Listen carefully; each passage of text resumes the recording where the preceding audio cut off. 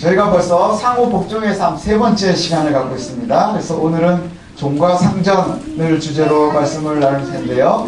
상호 복종이라고 하는 것, 이것은 그리스도의 명령입니다. 상호 복종이 뭐라 그랬죠? 서로가 서로에게 복종해야 하는 거예요. 아내가 남편에게 복종해야 하고, 또 남편은 아내를 사랑하라고 하고, 자녀는 부모를 공경하라고 하고, 또 부모는 자녀를 주의 교훈으로 양육하는데 열심을 내야 합니다. 그리고 종들은 오늘 말씀처럼 종들은 상전을 대할 때 그리스도께 하듯 해야 되고, 상전들도 종들에게 그와 같이 하라 이렇게 말씀합니다. 지난주에 우리가 말씀에서 나눴었는데 왜 이와 같이 해야 합니까? 왜 그렇죠? 그것이 옳기 때문이라 그랬죠. 그것이 옳기 때문이라. 종들아 두려움으로 떨림으로 상전에게 하기를 그리스도께 하듯 하라 이렇게 말씀합니다. 여기에 보면 계속해서 남편과 아내 그 다음에 여러 가지를 이야기하면서 계속 뭘 얘기하느냐면 교회와 그리스도의 관계를 이야기하거든요. 종들아 두려움으로 하라, 떨림으로 상전에게 하기를 그리스도께 하듯 하라 이렇게 말씀해요. 성경에서 두려움과 떨림이라는 단어는 어디에 쓰이느냐 하면요, 하나님을 경외할 때 쓰이는 단어예요. 두려움과 떨림으로 하라는 것은 하나님을 대할 때 그와 같이 대하라. 우리가 예배 가운데 나올 때 경외함으로 나오라 그렇게 말씀하는데, 저와 여러분들이 꼭 기억해야 될 것이 뭐냐, 지금 종들에게 해주는 교훈이 뭐냐, 주인들에게 대할 때 하나님을 대하듯 하라 이렇게 말씀하셨어요. 그리고는 아주 구체적인 행동 방법까지도 얘기하는데, 눈 가림하지 말라. 사람들에게 대하듯 하지 말고, 사람들이 보이는 데서만 그 사람을 기뻐하게 하려고 하지 말고 뭐 하라는 거예요? 보이지 않는 곳에서도 하나님을 대하듯 하라. 우리가 예배에 나올 때에 하나님이 눈에 보이지 않지만 하나님이 우리와 함께 하셔서 우리가 하나님의 눈을 대하는 것처럼, 하나님께 예배하는 것처럼 마치 그와 같이 하라 이렇게 말씀합니다. 눈가림으로 해서 하지 말고, 그리고 심지어는 그것이 억지로나 할 수 없이가 아니라 어떻게 해야 되느냐? 기쁨으로 하래요. 예배드린 건 마찬가지지요. 경외함으로 하나님 앞에 나오고 기쁨으로 예배드려야 되는 것처럼 그와 같이 종들도 주인에게 그와 같이 하라 이렇게 말씀합니다. 마치 그리스도의 종들의 마음이 하나님의 뜻을 따르는 것처럼 기쁜 마음으로 종들도 그와 같이 하라. 그리고는 여기에도 약속을 줍니다. 8절을 보니까 제일 좋은 말씀인 것 같아요. 이는 각 사람이 무슨 선을 행하든지 종이나 자유인이나 주께로부터 그대로 받은 줄을 알미라. 주께서 채우실 것이라. 너희의 선한 것에 대한 결과를 하나님께서 채우실 것이라 이렇게 말씀하고 있습니다. 이 성경의 배경을 보면 주후 약 100년 전이거든요. 100년 되기 전, 60년부터 100년 사이 이 정도로 보시면 될 것 같은데, 이때의 배경을 보면 그리스 로마의 문화이거든요. 그럼 여기에서는요, 주종관계가 확실한 문화권입니다. 주종관계가 확실하죠. 그래서 요즘 말로 하면 가불이 정확합니다. 뛰어넘을 수 없는 가불의 벽이 있거든요. 종들에게 주는 교훈 이렇게 이야기하면요, 그래서 종들에게 주는 교훈은 많은 사람들이 수긍하기가 쉬워요. 지금 우리가 들으면 좀 불편할 수 있지만, 종들아 그리스도께 대하듯 주인에게 하라. 그것은 그 당시에 많은 종들은 그렇게 교육받아 왔고요, 주인들도 그것이 당연하다고 생각을 하고 있는 거예요. 온 세상이 그것이 당연하다 이렇게 생각을 하고 있는 시대에 이렇게 말씀하는 것은 참 쉬울 겁니다. 거기에다가 여기에서는 또 상전들도, 그런데 문제는 뭐냐, 상전들도 그와 같이 하라. 이제 여기서부터 문제가 생기는 거예요. 상전들도, 주인들도 종들에게 대하기를 뭘로 하느냐, 똑같이 하려는 거예요. 두려움과 떨림으로 주께 대하듯 하라. 그럼 이제 여기서부터 좀 복잡해지지 않나요? 눈가림으로 하지 말고 기쁨으로 그렇게 하래요. 아니, 어느 주인이 종을 대하는데 기쁨으로, 경외함으로, 즐거움으로 대하겠어요? 그것이 쉽지 않다는 것이죠. 그리고 또 실제 당시에 보면 모든 것은 권리가 절대적이었습니다. 그래서 종은 사람이 사람을 대하는 것으로 대하지 않고 재산을 대하듯 했다는 것이지요. 그리고 우리가 지난 2주간 살핀 것처럼 남편이 아내를 대하는 것도 역시 마찬가지였고, 아버지가 자녀들을 대하는 것도 역시 마찬가지였어요. 정확한 주종관계가 확실한 사회의 문화를 가지고 있어서 아버지가 절대적이고 남편이 절대적이고 그리고 주인이 절대적인 시대에 너희가 상호 복종해야 된다. 상호 서로가 그리스도가 교회에게 하듯 교회가 그리스도에게 하듯 복종하고 사랑하라 이렇게 이야기하는 것이 이것이 상상 밖의 일이라는 것이죠. 상상 밖의 이야기라는 거예요. 예, 누구도 들으면 쉽지 않은 것입니다. 그런데 왜 이렇게 해야 하느냐? 왜 이렇게 해야 되느냐? 뭐라고요? 그것이 옳으니까. 그것이 옳기 때문이라. 이렇게 성경이 우리에게 얘기하고 있습니다. 그것이 옳으니까. 그러면 당시의 문화를 보면 주인들에게, 예, 종들에게 주인에게 복종해라, 기쁨으로 해라, 그리스도께 하듯 하라. 이거는 종들이 받아들이기가 굉장히 쉬울 거예요. 그렇죠? 근데 주인들이 받아들이기가 쉽지 않았을 거란 말이죠. 주인들이 종을 대하면서, 종들을 대하면서 너희들도 역시 그와 같이 하라. 그렇게 얘기하면 이게 쉽지가 않죠. 그런데 왜 그렇게 해야 하느냐? 오늘 우리가 읽었었던 본문을 맨 마지막에 보면 너희들도 역시, 예, 하늘에 계시는 주인이 있고 종들도 역시 하늘에 계시는 주인이 있다는 거예요. 하늘에 계시는 이가 누구죠? 하나님이시죠. 하나님께서 우리의 주인 되시는데 그 주인 되시는 하나님, 그러니까 너희들이 부리고 있는 종도 역시 누구의 것? 하나님의 것. 우리도 역시 하나님의 것. 그래서 그 우리가 전부 다 이 세상에서는 격차가 있고 상황이 다르지만 하나님의 자녀들이라는 거예요. 하나님의 사람들. 그런데 그 하나님은 뭘 본다는 거예요? 우리가 마지막에 보니까 하나님은 외모를 보시지 않는다. 하나님은 외모로 취하는 일이 없다. 외모로 취한다는 게 뭐예요? 그 사람의 재산이나 아니면 권력이나 명예나 그 다음에 학력이나 이런 것들이 아니라 하나님께서는 한 사람 한 사람을 뭘로 보는 거예요?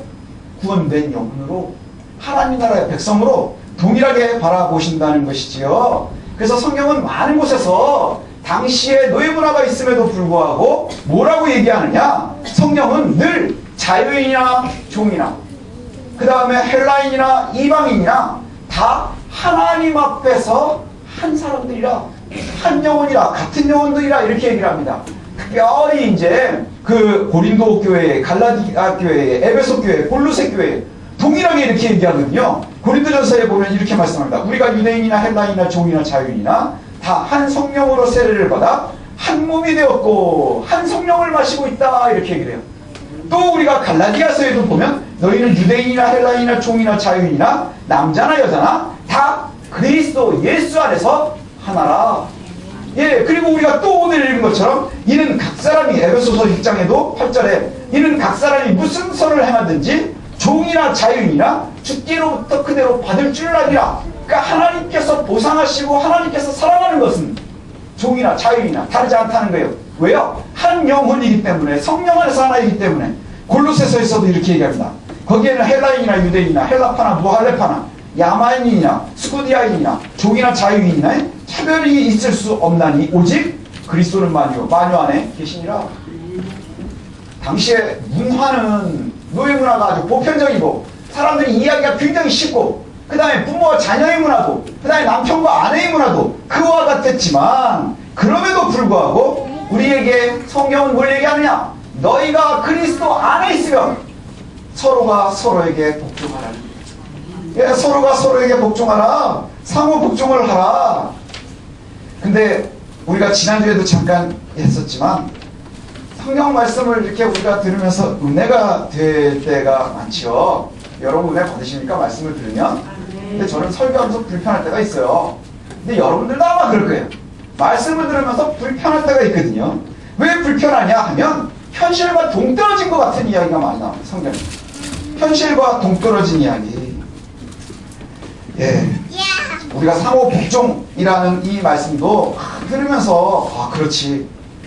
남편과 아내가 서로 복종하고 부모와 자녀가 서로 잘 살고 그 다음에 종과 주인이 잘하고 좋지요. 그런데 그 말씀을 갖다가 우리가 교회 안에서 설교로 들을 때까지는 좋은데 나가서 행실을 하려고 그러면 불편해질 때가 많단 말이죠. 고민해야 돼요. 예, 익숙하지 않다는 거예요.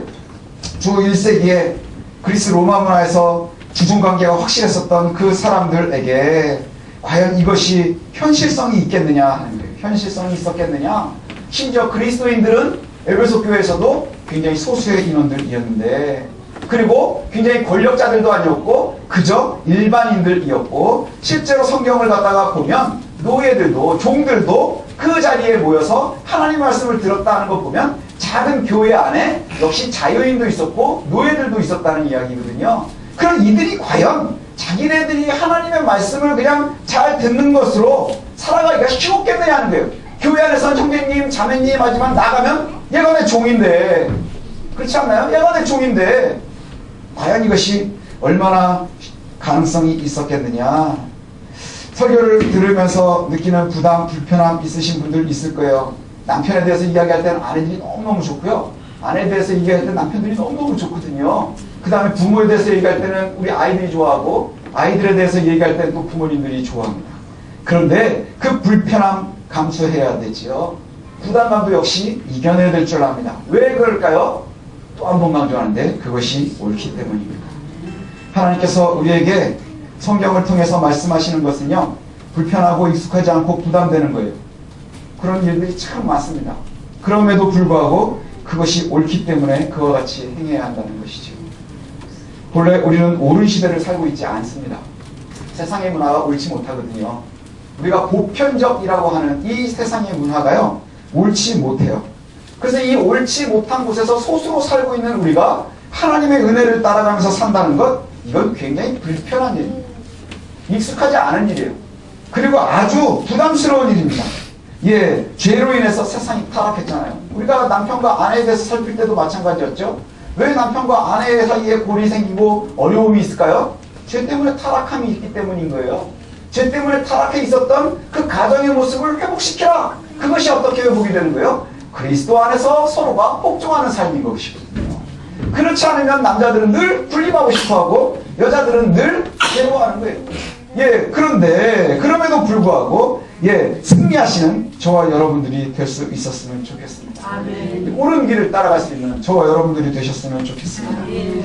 노예제도가 없는 현재는 그럼 과연 어떻게 적용할 거냐는 거예요. 당시에는 노예제도가 있으니까 종이나 자유잖아 뭐 이렇게 얘기하죠. 그래서 이 말씀을 갖다가 우리가 이제 많이 들으면 여기에는 고용인과 고용주 뭐 이렇게 해가지고 생각을 합니다. 사업하시는 분들에게 고용인, 주인의 이야기, 그 다음에 종들에게는 그 다음 노동자들의 이야기, 고용인들의 이야기 뭐 이렇게 이야기를 하는데 사실은 정확하게 딱 떨어지지는 않습니다. 지금은 어차피 노예제도가 없기 때문이지요. 그러나 우리가 생각할 수 있는 것은 뭐냐? 큰 틀에서 이해하면 쉬워요. 뭐냐? 상호 복종이에요. 이웃에 대한 복종. 예수님께서도 그렇게 말씀하셨거든요. 오랜만에 예수님이 나오죠. 예수님께서 이렇게 말씀하셨어요. 뭐가 제일 큰 계명입니까? 내 이웃을 내 몸과 같이 사랑하라. 그리고 하나님을 사랑하고 내 이웃을 내 몸과 같이 사랑하라. 이 두 가지예요. 하나님이 우선 사랑의 대상이고 그리고는 내 이웃이 너의 사랑의 대상이라는 거예요. 이것이 바로 상호 복종으로 나오는 것이에요. 주님께서 우리에게 요구하시는 건 다른 게 없어요. 하나님을 사랑하고 내 옆에 있는 내 이웃들을 사랑하라는 거예요. 직장들을 다닙니다. 직장을 다니면 사람들에게 보이기 위해서 다니지 말라 이렇게 얘기를 하는 거예요. 왜냐하면 하나님께서 우리에게 맡겨주신 이곳들은 우리의 삶의 터전들은 다 신성한 곳이기 때문입니다. 하나님의 나라를 이루어가야 될 저와 여러분들이 예수 그리스도의 백성이 돼서 빛의 자녀들이 되어서 빛을 발해야 하는 곳이기 때문이라는 것이지요. 그렇다고 하면 세상 사람들과 일반인들과는 달라야 되는 거예요. 직장 생활도 달라야 되는 거예요. 요즘에 현대의 자본주의라는 것 얘기하면 많이 나옵니다. 그래서 뭐 자본제를 가지고 있는 고용자들과 그 다음에 노동자들 사이에 서로의 대결 구도로 많이 이해를 하지요. 그리고 실제로 그렇게 흘러가고 있는 것이 사회의 모습이기도 합니다.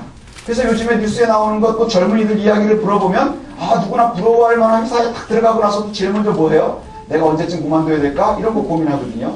제가 알고 있는 저 대기업에 입사한 친구들도 보면 축하한다 그러고 나서 몇 년 뒤에 만나면 언제쯤 내가 여기를 그만둬야 될까 고민한다 뭐 이렇게 얘기를 해요. 그러면서 직장에 다니는데 그 직장이 뭘로만 내가 기억이 되느냐 하면 어떻게 하면 내가 여기를 이용을 해서 내 캐릭터를 쌓을 것이냐 아니면 내 스펙을 쌓을 것이냐 이것을 통해서 내가 어떻게 내가 좋아질 것이냐 나를 위해서 이룰 수 있는 것이 무엇이냐 이거에만 관심이 있다면 상호 복종이 아닌 거예요.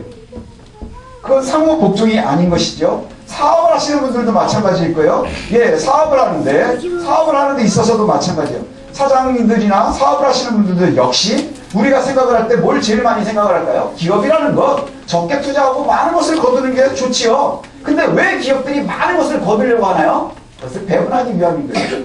그렇죠? 근데 요즘의 시대가 흘러가는 걸 보면 여러분 많이 들어보셨을 거예요. 예, 세계적으로 굉장히 요 최근에 크게 성장한 글로벌한 회사 중에 아마존이라는 회사가 있거든요. 그 아마존이 꿈꾸는 회사의 모습이 뭔 줄 아십니까?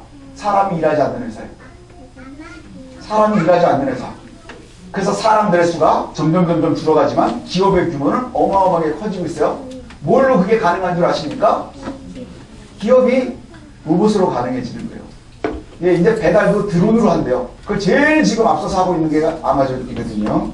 예, 이것은 상호 복종하는 것이 아니에요. 상호 복종이 아니죠. 하나님께서 우리에게 복을 주시면, 저와 여러분들이 늘 기도하는 것처럼 하나님께서 우리에게 잘해주시면 그것을 어떻게 내가 활용할 것이냐에 관심이 없어요. 어디까지만 관심 있죠? 받는 거에만 관심이 있는 거예요. 기복신앙으로 우리의 믿음이 잘못 흘러가는 이유 중에 하나도 바로 거기에 있는 거예요. 그 뒤는 생각하지 않아요. 뭐만 생각해요? 지금 내 앞에 당장 놓여있는 것, 하나님 주십시오. 이거 나한테 꼭 주셔야 됩니다. 그러니까 제일 어리석은 게 뭐예요? 못 받으면 하나님은 나를 싫어하시나 봐. 예, 하나님은 나를 미워하시나 봐. 왜 널 미워하니? 그쵸? 예, 하나님께서는 우리가 이해할 수 없는 부분까지도 이해하시고 우리에게 좋은 거 주신다고 약속하셨는데 우리가 1차원적으로만 생각하는 거예요. 그래서 늘 우리가 상호 복종하지 못하는 거예요. 주변을 바라볼 때 온전히 서지 못하는 것이지요. 기업자들도 마찬가지고 종이나 자유자나 또 사업을 하시는 분들이나 직장에 다니시는 분들이나 다 내가 처해져 있는 곳이 무엇이냐? 목사가 목회할 때 교회를 대하듯 그렇게 여러분들이 직장과 사업장을 대하셔야 돼요. 그것을 통해서 내가 하나님의 사역을 어떻게 이루어갈 것이냐 하는 것. 그래서 누가 보든지 보지 않든지 종들에게 뭐라 해요? 사람에게 기뻐하게 하려 하지 말고 그리스도에게 하듯 기쁘게 대하라 이렇게 말씀하거든요. 이것이 저와 여러분들에게 큰 은혜가 되었으면 좋겠습니다. 예, 그렇지 않으면 아마 많은 사회학자들이 저와 다르지 않은 이야기를 하거든요. 자본주의가 깊어지면 깊어질수록 점점점 빈부격차는 심해질 것이고요. 그 속에서는 예, 사람들의 격차도 결국은 재산으로 나눠지게 될 거예요. 우리나라가 되게 오랫동안 굉장히 힘들어하고 있습니다. 그렇죠? 뭐 국정농단이다 뭐다. 거기 중심에 뭐가 있는 줄 아십니까? 돈이요. 그렇지 않나요? 뭐 다 어떻게 해서 뭐 저거 농단을 했느냐 어땠느냐 하는데 다 그 뒤에 보면 아주 더러운 돈에 대한 욕심들이 있는 거예요. 그렇죠? 아닌 듯하지만 우리들 속에도 아주 작은 욕심들이 있을 수 있다는 거예요. 더러운 것들이죠. 근데 이것이 상호 복종하는 것에 걸림돌이 되는 거예요. 내가 사랑하는 일을 위해서 살아간다면 얼마나 하나님 나라를 이루는데 큰 일이 되겠습니까? 예, 내 개인의 사업이나 사업도 나를 위함이 아니라 뭘 먼저 생각해야 되냐? 하나님을 먼저 생각해야 되는 거예요. 왜 그럴까요? 우리 위에 누가 계셔요? 하나님이 계셔요. 우리가 누구의 거예요? 다 그의 것이라 그렇게 고백하잖아요. 그래서 앞서도 다시 살펴보면 내 아내도 하나님의 딸이에요. 내 남편도 하나님의 아들이에요. 내 자녀들도 역시 하나님의 것이고요. 내 기업도 하나님의 것이고 내 직장도 하나님의 것인 거예요.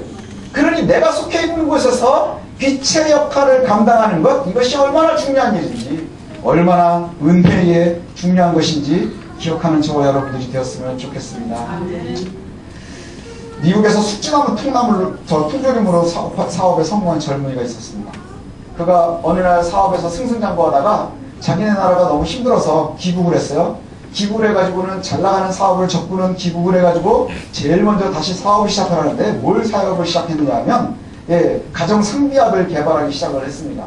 그러니까 우리 어르신들 옛날에 얘기하던 아까진기 빨간 약 있죠? 예, 이렇게 발라놓으면 막 금색 깔라고만 이러는 거, 그죠? 그리고 예전에 저희 사촌 누님이 얘기를 해주시는데 저희 할아버지가 아까진기가 처음에 나왔을 때 이게 만병통치약인 줄 알았대요. 그래가지고 까지대도 바르고 딘대도 바르고 다 바랐대요. 그래가지고 심지어는요 머리에 땀띠가 났는데 예, 저기 손톱다를 머리에 땀띠가 났는데 머리를 빡빡빡 밀어서 거기에다가 아까진기를 발라줬대요. 빨갛게. 그랬더니 처음에 노란 머리가 나오더래요. 예, 그렇게 위대한 예. 그게 왜 그러냐? 그런 약들이 별로 없을 때니까. 지금은 이 비면 하는 게 여러 가지가 있잖아요. 이때처럼 그냥 꾹침 발라가지고 우리는 막 쪽쪽쪽쪽 빨아가지고 뭐 이러고 했었는데 지금 아이들은 그거 비면 죽는 줄 알아요. 그죠? 그래서 아까진기 절대 안 바른다. 그리고 뭘 발라요? 뭐 후시딘, 마데카솔 뭐 이러지 상처 남을까봐 또 뭐 다른 거 바르고 뭐 이러거든요. 예, 그런데 그때 당시에는 그런 게 별로 없었나 봐요. 상비약을 개발을 했고요. 그 다음에 교통이 너무너무 안 좋으니까 그 약을 개발을 해도 약이 동네마다 다 들어갈 수가 없대요. 그래가지고 그 다음에 개발한 게 뭐냐면 기차에서 던져도 깨지지 않는 약상자를 개발을 했어요.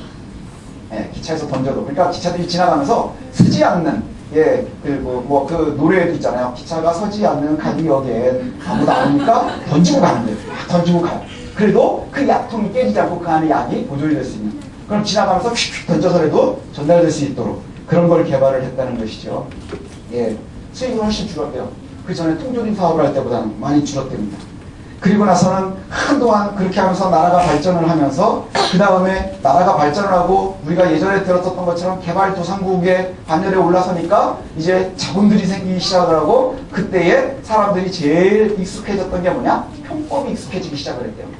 그래가지고 어떻게 하면 세금을 덜 내서 내 사업에 데미지를 줄이고 그 다음에 어떻게 하면 특혜를 통해 가지고 사업을 따내고 이런 것들이 굉장히 만연해 있을 때에 철저하게 세금을 냈었던 사람이 있다고요. 그러나서는 마지막에 죽을 때에는 자신의 재산의 대부분을 사회에 환원했답니다. 멋진 사람이죠. 예, 이런 사람 있으면 우리가 대통령 찍어줘도 되는데. 근데 아쉬운 건 뭐냐? 이런 사람들은 죽은 다음에 알려지니까.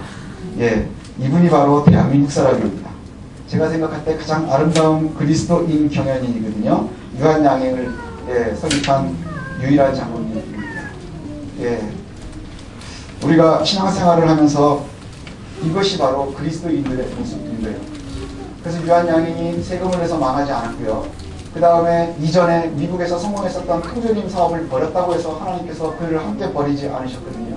지금 유한양행이 뭐 세계 재계의 몇 위가 되는 큰 그룹은 아니지만 그럼에도 불구하고 많은 사람들에게 큰 역할을 하고 있는 그런 민족기업이다 이렇게 부름을 받고 있습니다. 저와 여러분들의 삶이 바로 이래야 될 것 같아요. 이 유일한 장로가 바로 상호복종의 삶을 산 사람이지요. 그리스도인들이 이런 뉴스로 자주 나오면 아마 교회가 금방금방 부흥할 거예요. 근데 참 신기한 게 뭐냐면 욕먹는 사람들도 마침 교회는 열심히 가요. 교회는 열심히 가요. 그래서 기자들이 교회 밖에서 기다렸다 인터뷰하고 그러거든요. 예, 그 다음에 감옥 갔다 나오는 사람들이 큰 성경들을 들고 나옵니다. 성경은 왜 이렇게 무거운데 큰 걸 들고 다니는지 모르겠어요. 예, 자기가 평소에는 가방도 안 들고 다니던 사람들이 감옥에서 나올 때 성경을 딱 들고 이러고 나와요. 그 다음에 뭐 이거 잘못된 일이 있어가지고 기자들이 인터뷰하자 그러면 지금 예배 드리러 가는 중이니까 예배 끝나고 있다 오게 얘기합시다 이러고 간단 말이죠. 과연 그것이 올바른 그리스도인들의 모습이겠느냐 하는 거예요. 저 여러분들이 꼭 기억했으면 좋겠습니다. 우리가 신앙생활을 하면서도 생활이 변하지 않는다면 참 그리스도인의 모습은 좀 먼 것 같습니다. 그게 익숙하게 신앙생활을 하고자 하기 때문인 거예요. 예, 익숙하게 신앙생활을 하고 싶어하는 거예요. 내 현실에 맞춰서 가능한 것까지. 그 다음에 하나님과 내가 타협을 해서 마치 정치를 하듯 하나님이 여당이고 내가 야당이니까 나름대로 딜을 해가지고 내가 받아낼 수 있는 최대한을 받아내는 거예요. 그렇게 해서 내가 내 상황에 맞춰서 성경을 적용하고 싶어 하는 것. 그러나 성경은 상황과 여건이라고 하는 필터로 걸러서 거름망으로 걸러서 이해하면 큰 문제가 생깁니다. 그 아주 대표적인 예가 있는데 얼마 되지 않았습니다. 19세기 중반까지 미국에 노예제도가 있었습니다. 미국이 민주주의가 뭐 최고로 발전했다 하지만 사실은 뭐 거기도 미처 드러낸 별 볼일 없는 나라거든요. 예, 지금 대통령을 보면 또 거기 또 더 웃기죠. 그런데 19세기까지도 미국 남부에 노예제도가 있었습니다. 예, 그리고 남부에는요 노예제도가 굉장히 중요했습니다. 왜냐하면 많은 노동력들이 필요했거든요. 농장들을 유지하려면 이 미국의 북쪽 대도시들은 공장화가 됐었기 때문에 노동자들이 좀 적지만 농사를 짓는 데에는 노동자들이 많이 필요해서 노예제도가 굉장히 중요했습니다. 그런데 우리가 보면 아주 보수적이고 아주 교회가 오랫동안 자리를 잡은 곳이 바로 남부입니다. 그래서 더 재밌는 게 뭔 줄 아십니까? 흑인들이 그렇게 신앙이 좋았다. 흑인들이. 그래서 여러분들이 부르고 있는 찬송 중에 조금 은혜된다 싶으면 다 흑인 연가라고 돼 있어요. 흑인 연가가 뭐냐? 노예들이 노예송처럼 부르던 거예요. 예, 노예송처럼. 그래서 채찍에 맞아가면서 고난받아가면서도 그 괴로운 가운데 그리스도의 은혜를 구하고 그리스도의 사랑을 구했었던 것들이거든요. 그런데 노예들이 아프리카에서는 하나님을 몰랐단 말이에요. 그죠? 하나님을 몰랐어요. 근데 와가지고 주인들이 보고 있는 성경을 보고 나서 그리스도를 알게 됐어요. 내가 그리스도인이 된 거예요. 그러니 그 어려운 가운데 내가 하나님의 백성처럼 살려고 노력하는 것. 이것들이 바로 흑인들이었거든요. 근데 당시에 노예를 운영하고 있었던 백인들이요. 굉장히 성경을 훨씬 더 많이 알지 않았겠어요? 그래가지고 노예제도를 갖다가 잘 이용하는데 성령을 갖다 이용을 합니다. 그래서 베드로전서나 디모데전서나 또 디도서나 이런 곳에 보면 상전들에 대한 권면이 없이 종들에 대한 권면이 나오는 부분들이 많이 나와요. 아까 얘기했었던 데는 상전 종이 다 같이 나오지만 에베소서 골로새서에서는 근데 베드로서 디모데서 디도서에게는 뭐가 나오느냐 하면 상전들에 대해서 종들이 순종하라 이런 말씀들이 많이 나오거든요. 제가 예를 들어서 읽어드리면 이렇습니다. 베드로전서 2장 18절부터 20절까지 보면 이렇게 쓰여 있어요. 사환들과 범사의 두려움으로 주인들에게 순종하되 선하고 관용하는 자들에게만이 아니라 또한 까다로운 자들에게도 그리하라. 부당하게 고난을 받아도 하나님을 생각함으로 슬픔을 참으면 이는 아름다우나 죄가 있어 매를 맞고 참으면 무슨 칭찬이 있으리요. 그러나 선을 행함으로 고난을 받고 참으면 이는 하나님 앞에 아름다우니라. 이 말씀의 내용이 뭔 줄 아십니까? 너희가 종들아 너희 종들아 주인한테 하는데 그리스도께 하듯하라. 그런데 주인들이 까다롭고 아주 나쁜 놈들이라도 너희들이 참아라. 힘들고 어려워도 고난이 있어도 하나님을 생각하면서 너희가 참아라. 슬픔이 있으면 뒤에 이것이 너희들이 그 고난을 다 슬픔을 참아내면 이것이 얼마나 아름다운 것인지 아느냐. 그런데 너희가 잘못해서 매를 맞는다고 하면 그것은 하나님 앞에 내물 맞는 것이 하나도 아니야. 그리고 이 말씀을 딱 짜게 쪼개놓고 가르치는데요. 그러니 신앙이 좋은 노예들일수록 충성하겠죠. 그죠? 왜요? 주인에게 대하듯 그리스도에게 대하는 거니까. 그리고 주인들도 역시 그것을 갖다가 아주 좋은 무기 삼아서 니네들이 예수 믿는다며 예배는 따로따로 드리면서 그와 같이 하는 것. 이게 얼마나 옳지 못한지 몰라요. 왜냐? 베드로서는요 누구에게 쓰여져 있었느냐 하면 당시에 박해가 시작되기 직전에 베드로가 교회에게 전한 거예요. 그러니까 교회에 곧 박해가 임할 것인데 박해가 뭔지 아시죠? 너희들이 예수 믿는 것 때문에 죽게 되고 매맞게 되고 갇히게 될 텐데 그때에 무엇 때문에 얘기하는 거예요? 너희들이 이와 같이 견디라는 거예요. 지금 노동하고 있는 집안에 있는 노예들에게 하는 이야기가 아니라 너희 교회의 백성들이요 그리스도인들이요 너희들이 앞으로 당하게 되는 고난이 많을 것인데 너희들이 잘못하고 당하는 고난이 아니잖아. 그러면 그 고난을 참고 견디고 이겨라. 그럼 그것이 얼마나 아름다운 일인지 아니? 니네 믿음을 지키기 위해서 너희가 불편하지만 신앙을 지키기 위해서 너희가 불편하지만 그리스도인답게 살기 위해서 너희가 손해를 보지만 하나님의 나라를 위해서 이것들을 감당하는 것은 참으로 아름다운 거란다. 혹시 너희들의 주변에 괴롭게 할지라도 너희들이 그것을 능히 감당해야 돼. 그것이 아름다운 거야. 그러나 너희가 죄 때문에 잘못해서 감옥에 가고 매맞고 한다면 그건 옳은 것이 아니겠지. 이 말씀인 거예요. 노예제도와 관심 있나요? 아니요. 노예들에게 할 이야기가 아닌 거예요. 앞으로 닥칠 그리스도인들에게 한 이야기거든요. 그렇다면 우리가 이제 기억해야 됩니다.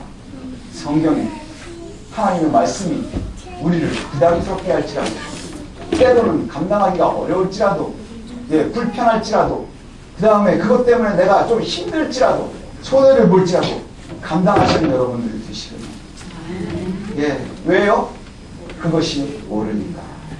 그러나 그냥 그것이 옳으니까로 끝나지 않고 그래도 하나님께서 중간중간에 약속을 주세요.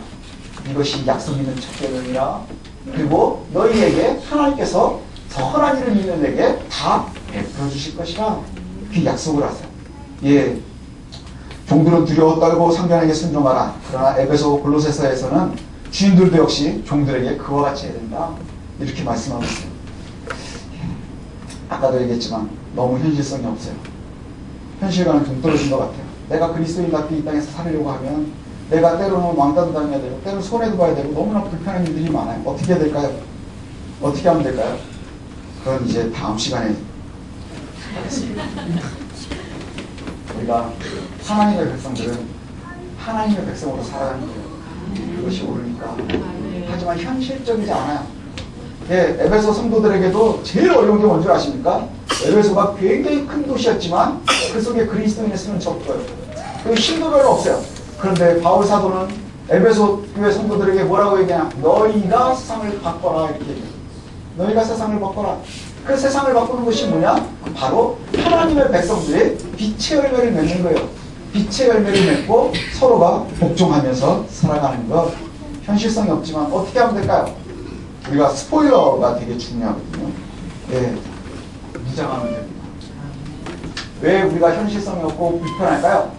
제가 옛날에 해동검도라는 걸 잠깐 해본 적이 있어요. 해동검도 아십니까? 까만 도구 있고요. 물검을 해가지고 이렇게 툭툭 뒷감짝대기 이런 거 참 막 해가지고 뒷감짝대기 이런 거 하고요. 초 이렇게 탁 세워놓고 불 펴놓고 나서 탁 계속 끄는 거 있어요. 예, 그러면 이제 이 1단을 하려면 이렇게 초 하나를 세워놓고 이렇게 쫙 하면 초가 꺼져요. 근데 저는 지금도 되게 웃기는 게 그게 착 하면 이제 칼이 이렇게 휙 하다가 딱 중간에 쓰면 딱 끊으면 그게 이제 공기가 이렇게 휙 가서 끄는 거예요.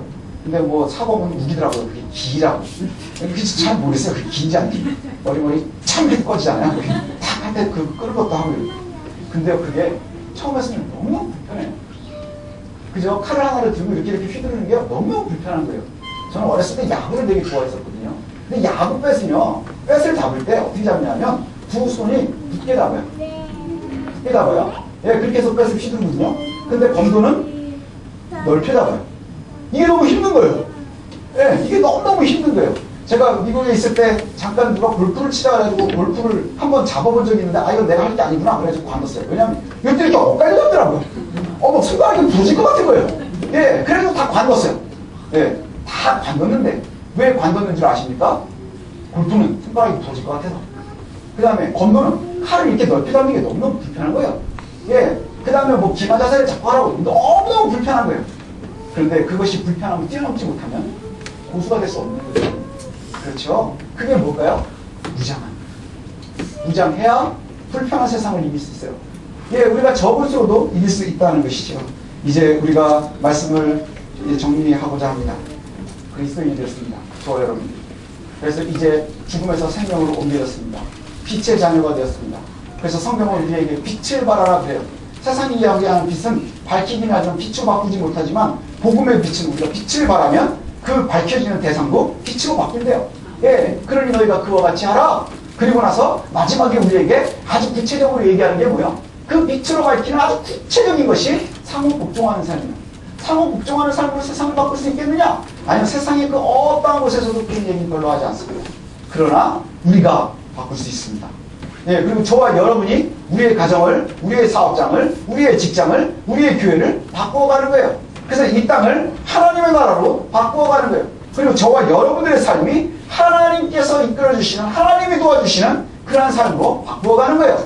그것이 무엇을 가능할까요? 불편할지라도, 어려울지라도, 그 다음에 이것이 나에게 이득이 되지 않을지라도 옳은 길을 따라가는 것인 줄 믿습니다. 네, 상호 복종하는, 사랑이 넘치는, 하나님을 사랑하고 내 이웃을 사랑하는 그 상호 복종의 삶, 그것으로 세상을 능히 바꿀 수 있는 저와 여러분들 되시기를 소원합니다.